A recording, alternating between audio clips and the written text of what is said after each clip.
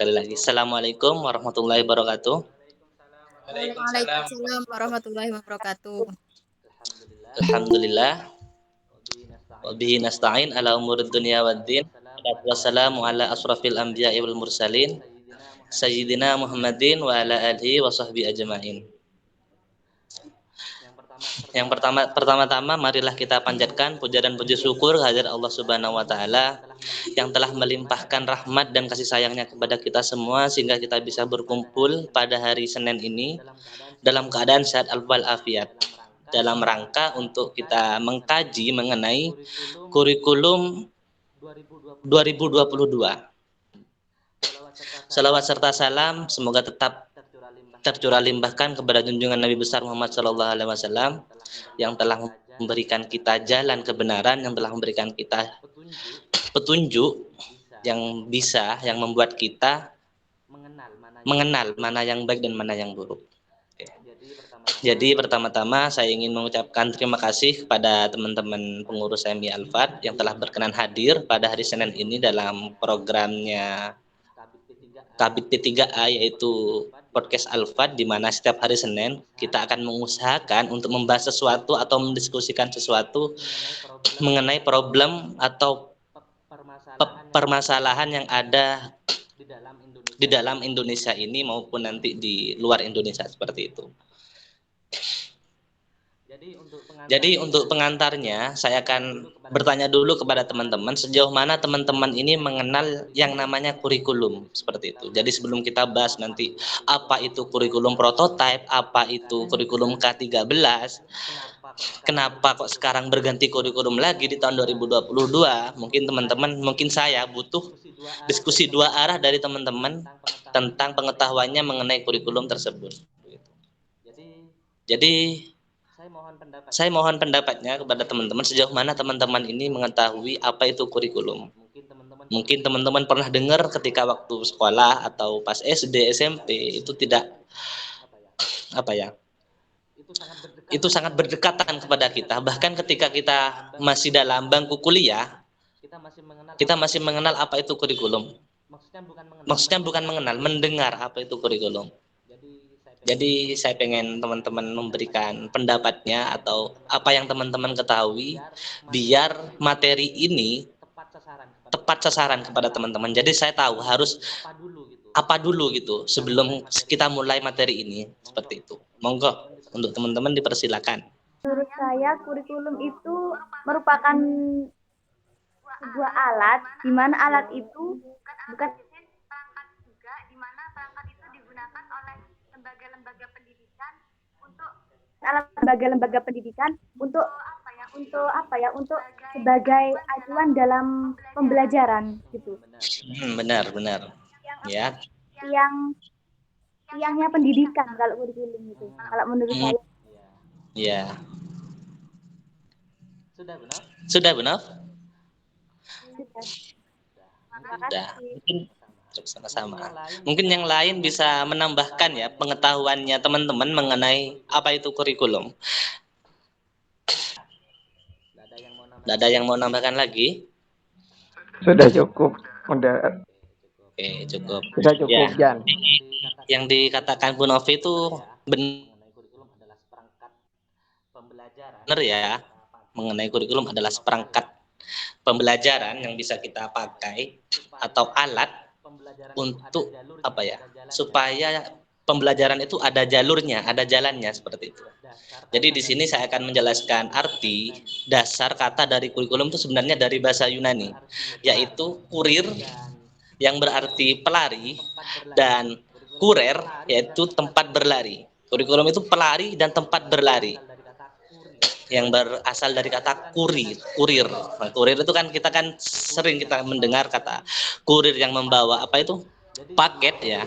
Jadi sebenarnya itu asal katanya dari bahasa Yunani yang artinya yaitu pelari. Sedangkan kurer itu tempat berlari. Jadi asal kata kurikulum dari kata tersebut.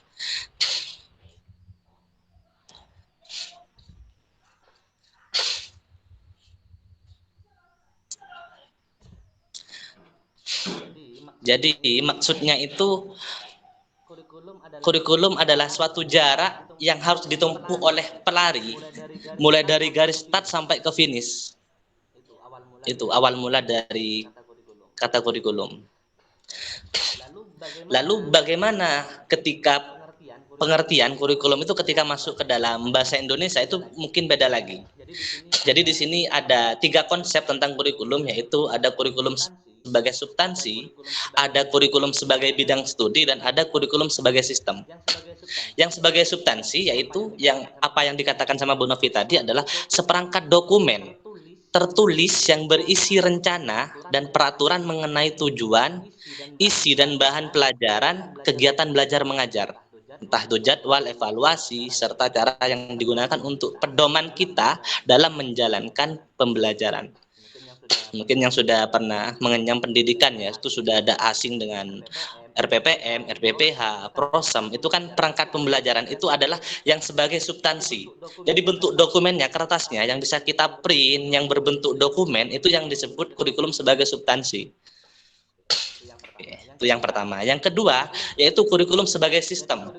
Jadi kurikulum sebagai sistem ini bagian dari sistem persekolahan, sistem pendidikan, bahkan sistem masyarakat yang mencakup struktur personalia dan prosedur kerja, bagaimana cara menyusun kurikulum, melaksanakan dan mengevaluasi. Jadi teman-teman ini kalau yang pernah mengenyam di pendidikan atau pernah ikut serta dalam pendidikan, bahwa sebelum tahun ajaran baru kita itu diajari bagaimana cara menyusun kurikulum, SOP-nya seperti apa, cara melaksanakannya bagaimana, terus evaluasinya apa. Jadi sebuah perencanaan yang panjang dalam satu periode pembelajaran itu yang disebut sebagai sistem. Jadi karena sudah tersistem, sudah terjadwal, maka kurikulum itu harus selain berbentuk dokumen yaitu sebagai sistem.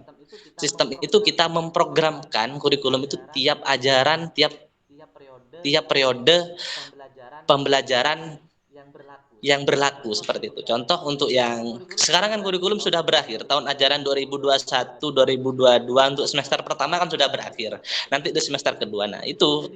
Jadi dalam satu periode kemarin selama bulan Juni itu kita menyusun jadi ada ketuanya, ada perangkatnya, sekretarisnya, ada bendaharanya, ada tim penyusunnya dan lain sebagainya. Itu yang disebut sebagai sistem. Sistem itu kayak bagan di organisasi atau kerangka dasar seperti itu. Untuk yang ketiga, kurikulum sebagai bidang studi. Bidang studi ini untuk mengembangkan ilmu atau sebagai sistem kurikulum.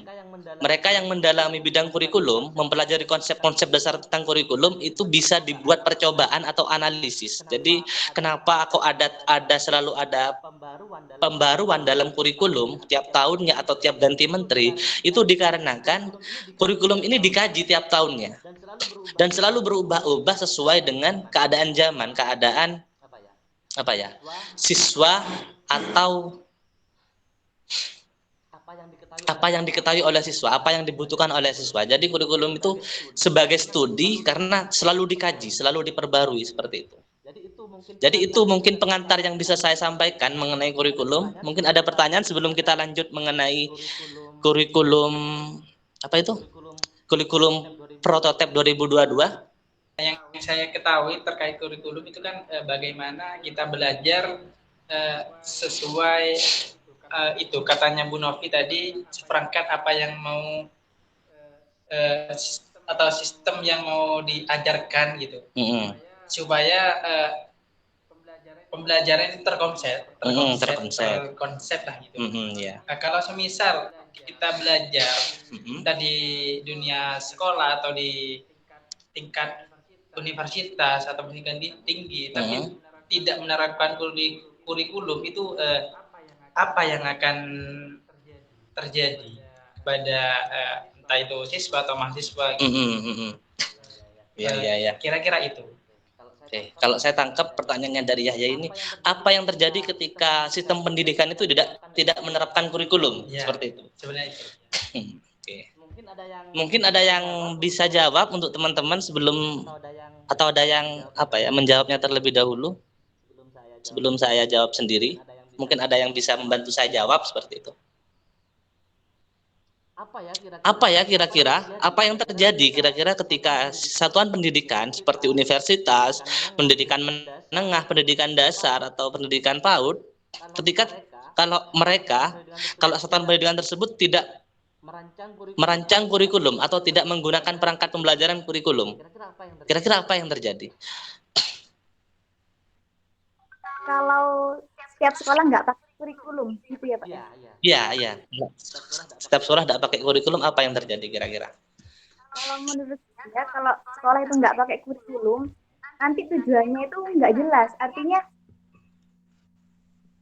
apa ya, pembelajaran yang tepat untuk anak-anak itu gimana itu nggak jelas nanti, seperti itu. Ya. Sudah? Nggak jelas. Gimana? Kalau katanya Bu Novi tadi, kalau nggak ada kurikulum, nggak jelas nanti anak-anak konsep belajarnya. Ada yang mau ditambahkan? Izin boleh menambahi Oh, monggo. terkait pernyataannya Bu Novi yang tadi itu bahwasannya kurikulum itu sebagai pedoman ya. Ya, sebagai Biar pedoman. terarah, dan Yahya menanggapi bagaimana jika sekolah itu tidak memakai kurikulum.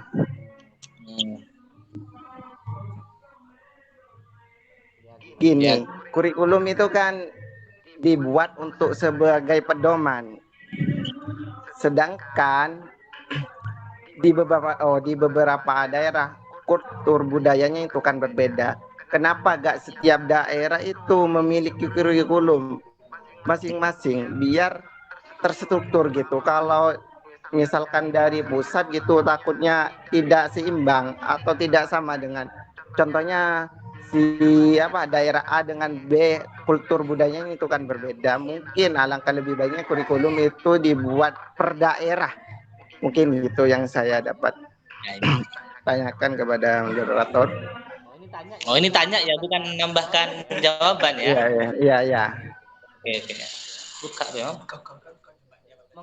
Monggo. Ini ya.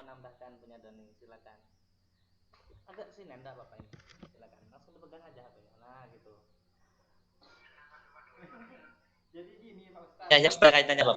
Jangan Jadi malu-malu. gini Pak, saya juga kurang pengalaman juga di dunia pendidikan ya. Terkait yang Pak Ustadz Doni itu katakan tadi, yang dimana tiap daerah itu harus diterapkan kurikulum sesuai daerahnya gitu, biar mudah diterapkan gitu. Tapi hal itu saya rasa tidak efisien atau tidak efektif kalau diterapkan masing-masing daerah itu beda-beda kurikulumnya. Jadi alangkah lebih baiknya itu ya tetap satu sesuai kekurangan dan potensi tiap-tiap daerah gitu.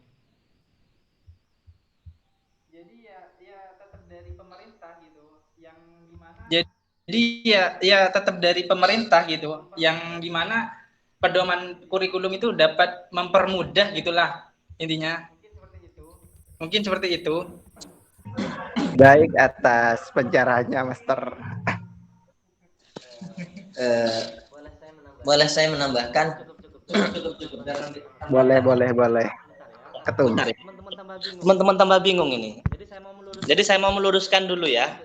Untuk yang pertanyaannya, saya clearkan dulu mengenai Yahya ini ya. Kenapa kurikulum ketika pendidikan itu tidak menggunakan kurikulum yang jelas, perencanaannya tidak ada. Kita tidak punya struktur perencanaan yang jelas ketika tidak ada kurikulum. Karena dalam kurikulum itu kita merencanakan 1 tahun ke depan. Contoh, 1 hari ini anak-anak mau dikasih pembelajaran apa ya? Sederhananya seperti itu. Kita mau belajar apa hari ini? Nah, itu dalam 1 tahun. 1 tahun ini anak-anak ini targetnya apa? Indikatornya apa? Nah, itu kurikulum. Nah, RPP itu kurikulum. Nah ya makanya perlu pentingnya ke sana. Ketika tidak menggunakan kurikulum, maka anak-anak asal aja ngasih pelajaran, ngasih materi. Guru itu akan asal aja, ada pedomannya. Jadi akan kesulitan bagi satuan pendidikan ketika di pendidikannya tersebut tidak ada kurikulum. Masih mikir gitu, besok mau dikasih apa anak saya gitu di kelas ini, besok mau belajar apa, besok mau apa. Akhirnya goals-nya itu tidak jelas gitu. Makanya kurikulum ini adalah hal mutlak untuk satuan pendidikan dan tidak ada toleransi untuk tidak ada kurikulum di setiap satuan pendidikan seperti itu. Oke, saya melanjutkan mengenai pertanyaannya Doni ya. Kenapa ada kurikulum itu dibuat per daerah aja gitu? Kenapa harus nasional gitu? Nah, sebenarnya kalau kita baca, nah ini karena memang Doni masih belum tahu mungkin ya. Jadi dalam kurikulum nasional itu ada beberapa perintah atau beberapa panduan mengenai kurikulum lokal. Jadi dalam kurikulum nasional itu apa ya, garis besarnya gitu, lingkaran besarnya. Jadi dalam lingkaran besar itu ada karakter, ada 6 aspek perkembangan, dan ada apa itu, budaya lokal. Itu juga masuk dalam kurikulum nasional. Bisa dipahami Mas Doni? Yang dimaksudkan Bisa. Mas Doni ini kan gini, iya tiap daerah berbeda-beda. Di Probolinggo seumpama ada apa itu, budaya lokal, ada tarian ini, ada budaya ini, ada budaya petik laut dan lain sebagainya. Dan di Yogyakarta mungkin lain gitu. Nah itu juga termasuk perintah untuk diadakan seperti itu dalam kurikulum nasional. Begitu. Jadi dalam buku panduannya, kalau kita baca panduan menyusun kurikulum nasional, itu ada budaya dan lokal di dalam daerah masing-masing gitu. Harus ada itu memang. Yang untuk kita kasih tahu kepada peserta didik kita. Contoh ketika pas kita SMK mungkin ya, nanti kita ada pembelajaran bahasa Jawa karena budaya lokalnya di sini ada Jawa, ada tari, ada banyak yang mengenai budaya lokal seperti itu. Itu termasuk dalam kurikulum nasional. Seperti itu, Mas Dani. Bisa dipahami? Bisa. Mungkin ada tambahan dari Mas Dani sebelum kita masuk ke inti materinya. Ini masih belum masuk ke inti materinya. Mungkin saya rasa Imam mau bertanya. Mau nanya, Om? Ya, monggo. Baik, saya ingin seperti gini ya, sedikit pengantar seperti apa yang sudah kita ketahui lah di satuan pendidikan, karena saya sendiri latar belakang adalah dari satuan pendidikan. Ada beberapa satuan pendidikan itu yang merasa kebingungan dengan adanya kurikulum. Mereka lebih enak atau lebih nyaman tanpa kurikulum. Lantas apa fungsi kurikulum jika sudah seperti itu?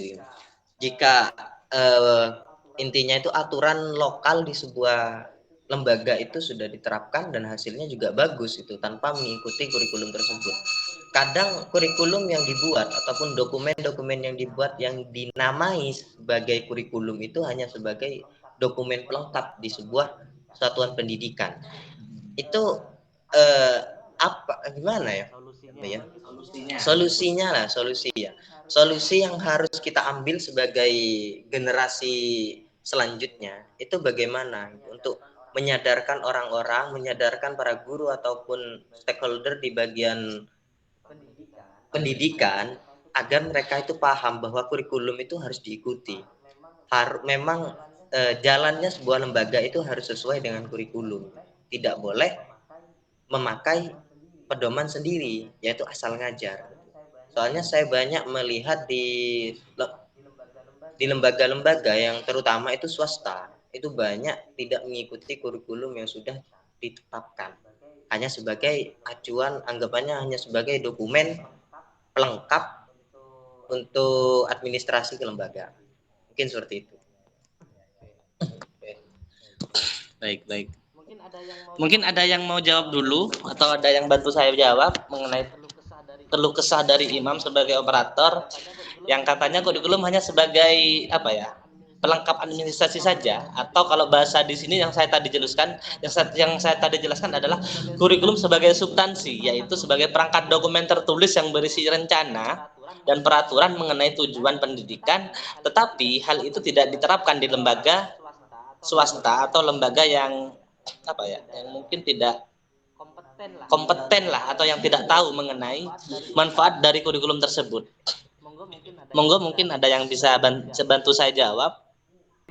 Memang benar ya apa yang dikatakan Imam ini, saya sangat setuju mengenai kurikulum yang hanya sebagai substansi, sebagai administrasi saja, hanya sebagai pelengkap syarat administrasi gitu. Cuman bagaimana mengatasi hal tersebut? Yang pertama kita harus benahi dari dalam satuan pendidikannya. Kita harus banyak-banyak bersosialisasi, menjelaskan mengenai kurikulum terhadap pendidik. Karena apa? Pendidik itu kadang tidak mau rumit, tidak mau sulit, tidak mau ribet untuk bikin kurikulum atau bikin perangkat pembelajaran untuk 1 tahun ke depan, seperti itu. Jadi jalan keluarnya adalah pendidik hanya membuat dokumen saja hanya untuk syarat pelengkap, kemudian cara mengajarnya adalah dengan dengan sesuai moodnya mungkin ya. Kalau moodnya ini ya diajarkan ini begitu kepada peserta didiknya. Jadi kalau menurut saya kita harus menegaskan kepada mereka dan saya ngomong ke sampean soalnya. Jadi yang pertama, memang kan saya juga tidak menyalahkan guru-gurunya yang memang enggan untuk menjalankan kurikulum. Sebenarnya mereka bukan enggan juga. Bisa jadi, ini saya kalau mikir positif, bisa jadi mereka untuk bikin kurikulum itu membuang-buang waktu yang cukup terlalu banyak sehingga mereka asal-asalan buatnya. Hanya sebagai pelengkap administrasi. Itu yang pertama. Yang kedua, selain membuang-buang waktu, mereka tidak cukup pembiayaan, maksudnya honor mereka, gaji mereka tidak cukup dari satuan pendidikan sehingga mereka mencari pekerjaan di luar pendidikan. Nah, sehingga itu akan menghambat proses pembuatan kurikulum atau menjalankan kurikulum. Coba bayangkan teman, gaji guru di Indonesia itu cukup tinggi. Teman, kalau seandainya gaji guru di Indonesia itu cukup tinggi, sehingga para guru itu tidak perlu memikirkan besok mau makan apa, tidak perlu memikirkan nanti akan kerja apa begitu, dan nanti sampingannya buat apa, atau harus jualan apa. Nah, itu maka guru-guru di Indonesia akan lebih fokus kepada pembelajaran atau meningkatkan pengetahuan peserta didiknya, seperti itu. Jadi yang ingin saya sampaikan adalah, pertama kita harus benahi dulu kualitas pendidik di dalam satuan pendidikan itu. Selain kita memperbaiki personalnya, kita harus memperbaiki mengenai honornya, memperbaiki mengenai kesejahteraannya, sehingga mereka tidak bingung seperti itu untuk mencari sampingan yang lain. Dan yang kedua, kita harus perlu peran perangkat, peran dinas dalam mengatasi kurikulum yang hanya sebagai administrasi itu saja. Kita bisa melibatkan pengawas untuk terus mengecek atau memantau apakah kurikulum itu berjalan dengan sesuai rencananya atau tidak. Jadi bisa diagendakan tiap pengawas itu tiap minggu atau tiap per bulan itu mengecek apakah RPP dengan penilaian itu sejalan enggak? Ada enggak bukti bahwa RPP itu dijalankan? Apa buktinya? Nah, mungkin itu perlu diterapkan di dinas pendidikan masing-masing daerah, seperti itu. Itu yang ingin saya sampaikan mengenai kurikulum itu. Oke, sudah. Itu cukup. Mungkin ada tambahan dari Imam? Ada ya. Baik, sekarang bisa kita mulai ke intinya ya. Tadi hanya pengantar saja mengenai kurikulum. Jadi sekarang kita akan membahas apa sih kurikulum prototipe 2022 itu, karakteristiknya apa, strukturnya apa, dan kenapa harus menggunakan kurikulum prototipe 2022 untuk di ajaran yang akan datang.